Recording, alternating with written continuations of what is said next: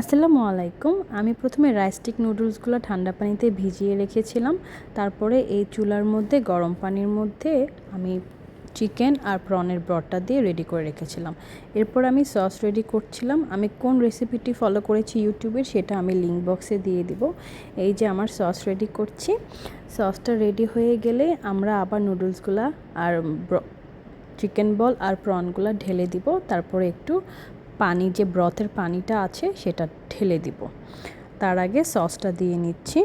সসটা আসলে এখানের মেন ইনগ্রিডিয়েন্টস, মজা করে সসটাই আসলে।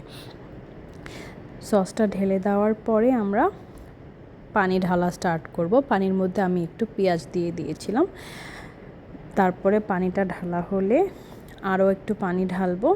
পানি ঢালা হলে একটু জাল হলে আমরা একটু নাড়ার পরে নাড়তে নাড়তে আর একটু জাল হওয়ার পরে নুডলসটা রেডি হয়ে যাবে খাওয়ার জন্য। আপনারা চাইলে প্রন আর চিকেন বল দিতে পারেন। ধন্যবাদ।